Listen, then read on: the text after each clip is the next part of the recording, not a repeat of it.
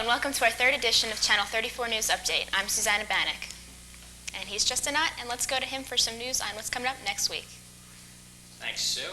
The week we've all been waiting for is almost upon us. It's School Spirit Week, and SGA has devised a clever schedule to install the students with a greater sense of pride. Here's the schedule for you. On Monday is kickoff day, and buttons will be distributed to homerooms. Prizes will be awarded by SGA members to students wearing those buttons. Tuesday is Raider Paraphernalia Day, where students will be encouraged to wear their brightest blues and whites for Raider pride. Wednesday is Class Color Day, where students will wear their class colors. For the senior class, the class color is blue. Juniors, green, sophomores, red, and freshmen, yellow. Thursday is Romance Day, where people will strap on their Sunday's best, and carnations will be delivered to those of you that bought them this week. Friday's Crazy Clothes Day and Crazy Hat Day, all in one. So wear your craziest clothes, wear your boxers on the outside, and wear your funkiest hats. Next week, Sean and I will have a special wrap-up on School Spirit Week. Sue? On Monday, October 16th, an estimated 870,000 African-American men from around the country journeyed to Washington, D.C. for the Million Man March. The rally's organizer, Louis Farrakhan, urged black men to gather for a day of atonement and to commit themselves to the betterment of the black community. 34 News Update went on location for student responses to this historic march. Personally, I don't support Farrakhan, but I think it was good for the black men to unite and show love or whatever with each other. And that's it. I thought the march went well yesterday. I thought it brought black people together, and I think we should have more and more marches just like that, not just one every couple 10 years. I think it should be more frequent. Thanks. Really, I think the Million Man March is the most beautiful thing I've ever seen in my life. There were brothers getting together, holding hands, hugging. It was, a sense of unity that our people, haven't really been able to reach. And if people can maintain that attitude, then I think the world will be a beautiful place. This Friday, October 20th, marked the one-day annual Fall Leadership Conference for Scotch Plains-Fanwood High School's Future Business Leaders of America FBLA chapter. The group of 5 students disembarked for Cherry Hill, led by senior veterans and club presidents John Flynn and Paul Kabliska. After running Flynn and Kabliska for office last year, advisor Mr. Salvo brought along 3 sophomores to run this year. Highlights of this year's conference include keynote speakers and business workshops ranging in programs ranging from how to dress for success to creative pathways to your future. So, On Tuesday, October 17th through Thursday, October 19th, juniors took the High School Proficiency Test, or the HSPTs. To find out more, 34 News Update sent Carrie Hagan on location with one of the test takers. Hi, I'm Carrie Hagan reporting for 34 News Update, and I'm here with Junior Julianne Arnold. Julianne is right now in the process of taking the HSP tests. When is this test being held? It's between October 17th and 19th in the mornings. And what is this test for? It's to see if you are eligible to pass high school and graduate. And what does it include? It includes reading, writing, and arithmetic. Do you think it's hard, or? Actually, I think it's pretty easy, and it's kind of long and tedious, but we have to do it, so. Thank you very much for your time. Good luck. This has been Carrie Hagan reporting for 34 News Update. And now back to the studio. And now to Tesla Rosa with Arts and Entertainment.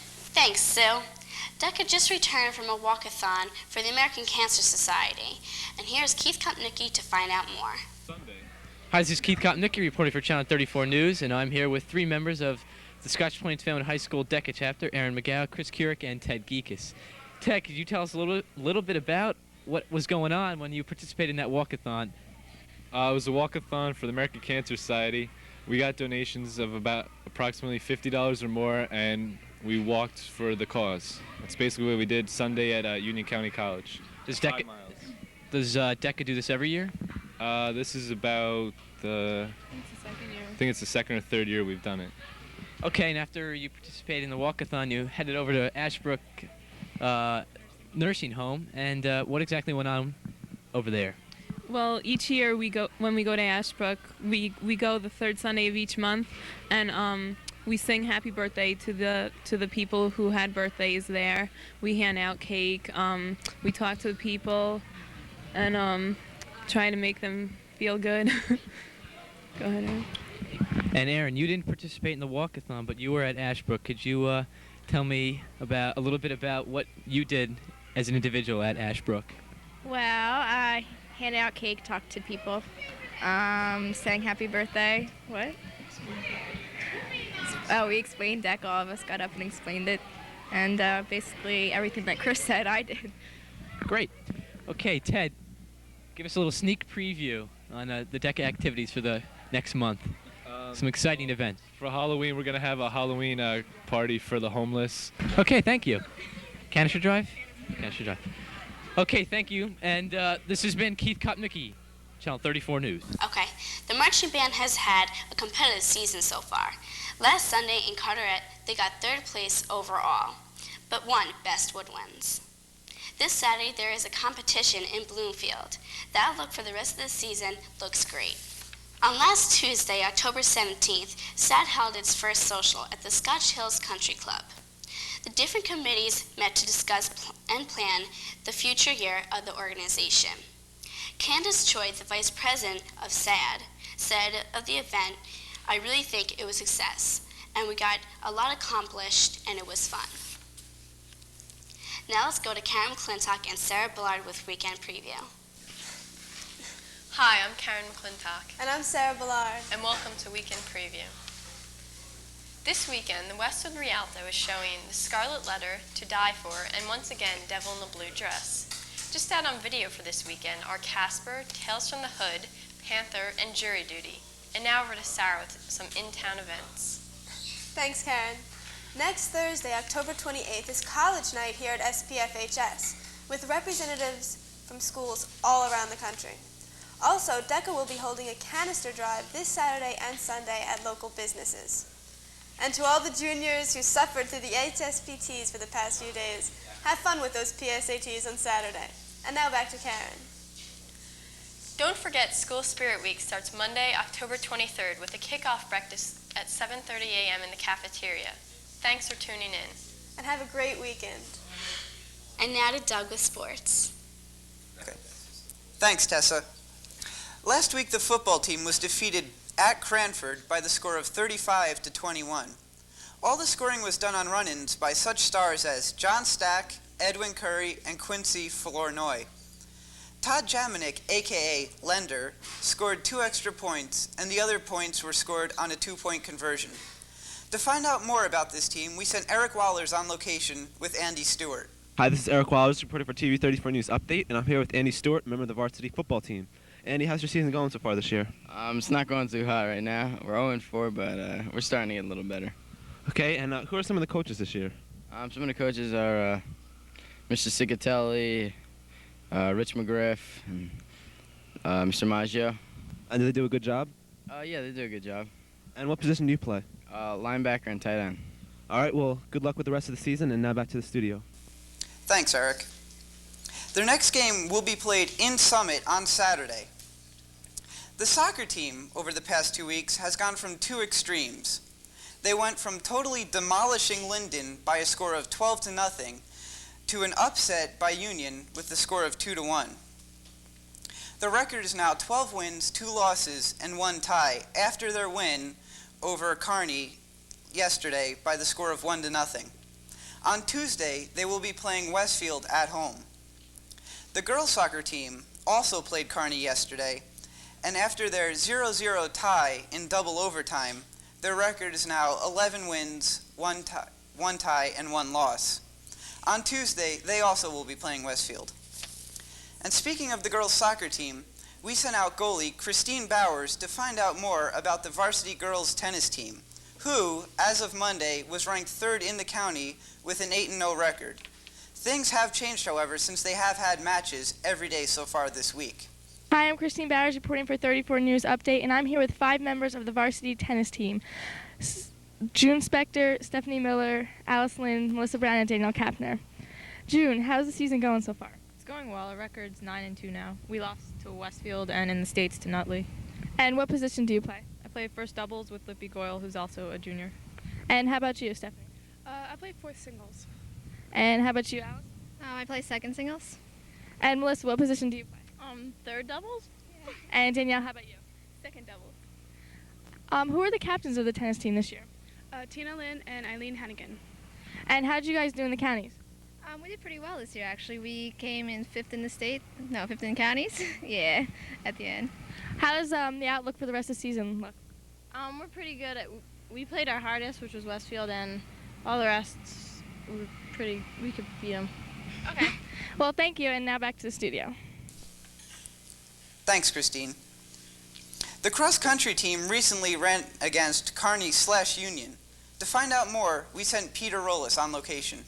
Hi there, this is Pete Rollis coming at you with some cross-country action here. I got some Rich Lucas, Keith Kopnicki, and Chris Rowland along with me. And first I'd like to ask Keith a couple questions. You ready? Yeah. Okay, how's the season going so far? Good. We 7-3. We lost only to Westfield, who's in the top 10 in the state, Cranford, and Kearney. Kearney? That's Kearney. Yes, it is Kearney. We lost to him just recently. Okay, and Rich, and who are some of the top runners on the team this year? Well, I'd have to say myself, Mr. Kopnicki over there, of course, Chris Rowland, Jeff Gander, Jeff Feiner, Jamie Canterbury, Joe Spatola, Mark Urbancic, and Dave Hogan. Why don't you tell them about Dave, Keith? Dave Hogan joined us earlier in the year and never ran before, but he's working up to top stuff. Yeah, top 7 is the goal for any runner on the team. He's worked himself in top 7, but top 5 is the elite. He's shooting for that right now. And I believe that Dave is definitely looking for a number 3 or 4 position on the team right now. Yeah. Is that so, Chris? Yes, it definitely is, Peter. Who are some of the people you'll be facing, some of the teams that you'll be facing soon? I don't know, Keith, you might be able to clarify that a little more. Next Tuesday, during Raiders Spirit Week, so maybe we can get a single fan at a meet. That'd be nice. We'll be in Summit at 4 o'clock on the 24th, Tuesday. And then that following Saturday, we've got the big state sectional championships, where if we finish in the top 5, we go on to the group championships at Homedale Park in early November. So we look to peak next week. Well, cross-country team looking to peak, and my name's Pete. Now we go back to the studio. Thanks, Pete. And on Tuesday, the 24th, the cross-country team will be running against Summit/Rawway, and Saturday they will be in a conference championships. All teams in the Watchung Conference will be playing here, and we are one of the favorites. But we do need to beat Cranford, according to track star Jeffrey Gander. And before I go, I just have one question. How come I wasn't invited to be in the Hootie and the Blowfish video? Justin. Well, Doug, I think that was because they don't want to be with you. Yeah? All right, glad we got that out of our system. Now it's time to turn back the clock and take a look at this week in 1989. A 7.1 force earthquake struck the San Francisco Bay Area. It claimed 67 lives, millions of dollars, and it delayed the World Series for 2 weeks. Sue? Yeah, I remember that, Justin. I think that was the year the A's won the series. Yep. And now let's go to A's fan Pete Rollis for weekend weather. Pete Rollis is my name, and weather is my game. This forecast I'm telling is just for you. It's not a good one. It's plain poo-poo. Friday will be 60 to 65, and that will remain as the nighttime high. Rain and wind will fill the air, so bring an umbrella to cover your hair. The downpour and wind will be incredible, so Saturday on rainy is inevitable. Mid-60s will be the average high, so take my advice to go in and hide. Sunday will be the same as the others. Stay inside and hug your mothers. I'm the weatherman. It's better than Coolio. Now we take it back to the studio. Thank you for joining us for our 3rd edition of 34 News Update. Have a happy Spirit Week. I'm Justin Ott. And I'm Susanna Bannock. See you next time. Now, wait, Justin, don't we have to do...